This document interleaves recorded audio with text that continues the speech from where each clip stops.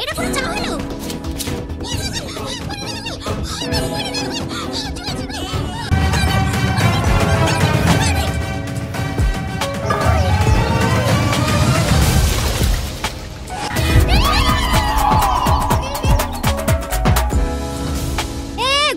তুই কোথায় যাচ্ছিস?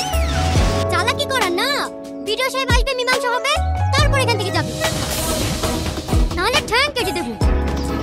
জমি রেজিস্ট্রি হয়ে গেল? হ্যাঁ বৌমা, হয়ে গেল। খুব ভালো করেছেন।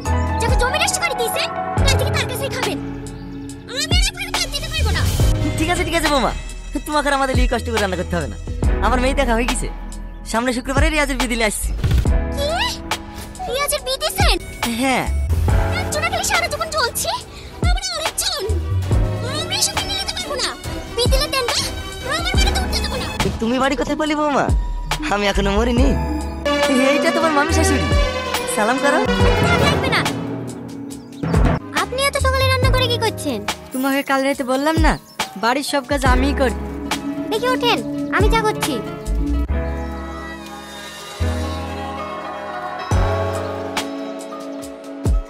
এখন থেকে তো আপনার সেবা যত্ন আমিই করব। কিছু দরকার হলে আমাকে বলবেন। এলেন মামি। এটা পুরো চা হলো।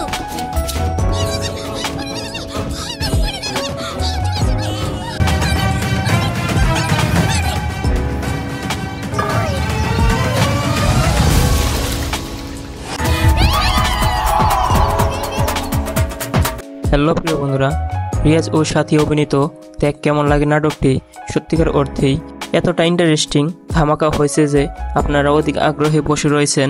দেখ কেমন লাগে নাটকটির দ্বিতীয় পর্বটি কবে এবং কোন চ্যানেলে সবার আগে আপলোড করা হবে।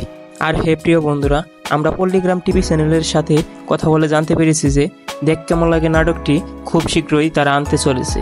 কবে আনতে চলেছে সেটি দেখতে এবং জানতে হলে অবশ্যই আমাদের নাটক শর্ট চ্যানেলটাকে সাবস্ক্রাইব করে বেল আইকনটি অন করে রাখবেন এবং সম্পূর্ণ ভিডিওটি ধৈর্য সহকারে দেখে যাবেন। তো প্রিয় বন্ধুরা, রিয়াজ ও সাথী অভিনীত দেখ কেমন লাগে নাটকটিতে রিয়াজের মা বাবা নেই।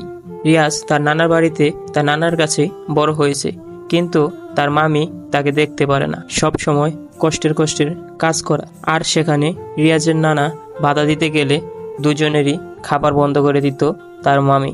একদিকে কাজের কষ্ট, আরেকদিকে খাবারের কষ্ট, আর এভাবেই চলছিল তাদের ছোট্ট সংসার। আর রিয়াজের এই কষ্টটি তার নানা মেনে নিতেই যেন পারতেছিল। আর তারপর একদিন রিয়াজের নানা এই কষ্ট থেকে মুক্তি দেওয়ার জন্য রিয়াজকে বিয়ে করানোর সিদ্ধান্ত নেয় রিয়াজের নানা। আর ওইদিকে সাথী ছিল অন্যায়ের বিরুদ্ধে প্রতিবাদী, যেখানে অন্যায় দেখতো সেখানেই ঝাঁপিয়ে পড়তো। আর এইটা দেখে রিয়াজের নানার মনে হলো যে রিয়াজের মামিকে একমাত্র সাথী শিক্ষা দিতে পারে। আর রিয়াজের নানা মনে মনে সিদ্ধান্ত নিয়ে নেয় যে রিয়াজের সাথে সাথীর বিয়ে দিবে।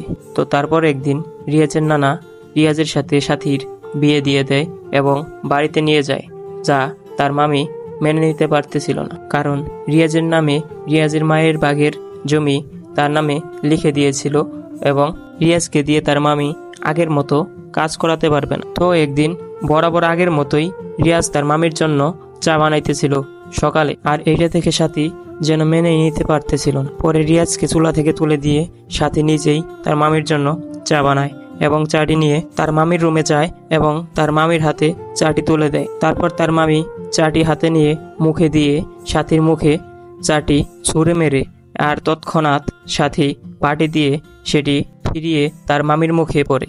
তো প্রিয় বন্ধুরা, ঠিক একরকমটাই দেখেছিলেন দেখ কেমন লাগে নাটকটির প্রথম পর্বটিতে। আর এত ধামাকা ইন্টারেস্টিং নাটকটি যারা যারা এখনো দেখেননি তারা অবশ্যই পল্লীগ্রাম টিভি চ্যানেল থেকে এখনই গিয়ে দেখে আসতে পারেন।